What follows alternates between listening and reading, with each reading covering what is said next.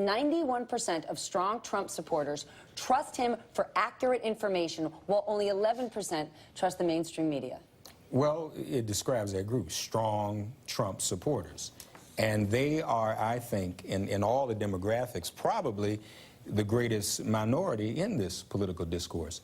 What counts are those moderates, those independents, and obviously our party, the Democratic Party. There are more of us than there are of them. Those numbers also show this. I'm not surprised about the strong Trump supporters.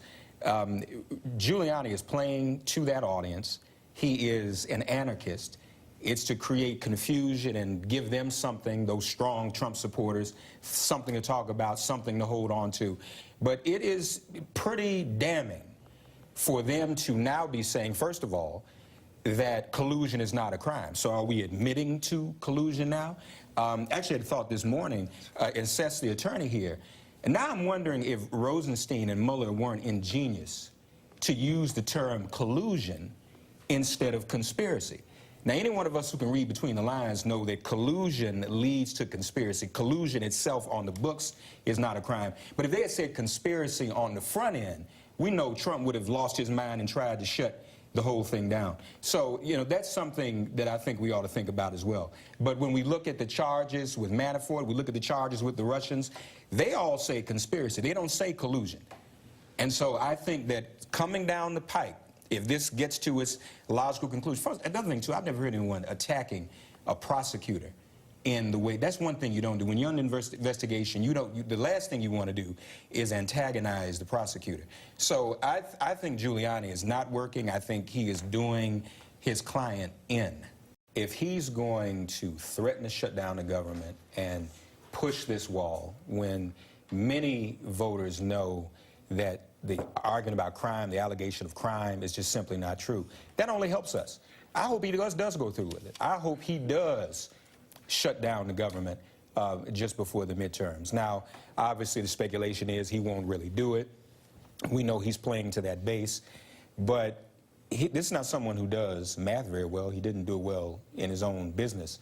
So I don't know if he fully realizes, because we found out just the other day that right now, what, 26%, 26% of the American public actually self-identify as Republicans.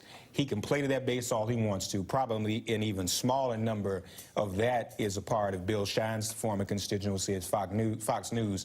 That's what he's always reaching out to as well. So I frankly hope that he does go through with shutting down the government. Mark, if the president threatening a shutdown is good for Dems, what does the Democratic strategy really need to be here? When I turn on Fox News, I see them harping on the fact that, well, if you go Democrat, you're going to go socialist. But if you actually look at Trump's policies right now, if you look at what he's doing on tariffs and then turning around and giving $12 billion in aid to farmers, that smells a whole lot more like socialism than a lot of the Democrats I see running.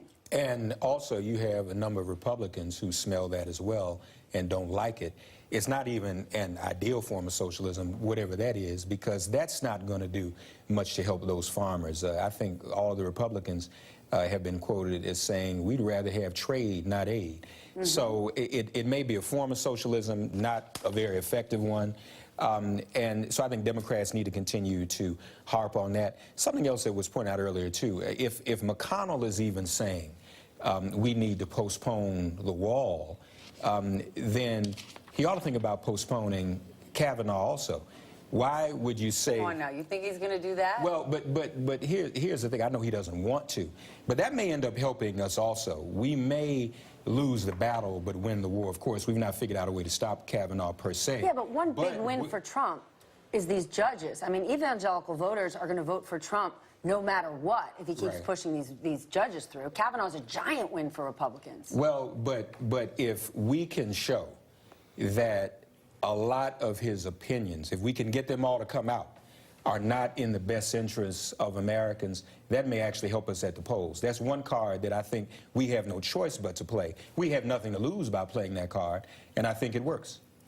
Rick, last point. I do think you'd lose some credibility. I think Judge Kavanaugh is pretty mainstream. There's no opinions that we've seen so far that have really seemed that he's radical. And he's opposed to Roe. He supports semi-automatic weapons, if not automatic weapons, being represented in the Second Amendment. But he doesn't believe a president should be investigated, which contradicts what he did in on the STAR team. And people are going to have legitimate disagreements about that. I think the judge thing is over. I think that's lost. And I think the Democrats would be better to focus on their economic message of the future, where Trump, as I pointed out earlier, these protectionist policies are going to hurt America. We need real farmers, not fake farmers with $12 billion welfare bailouts.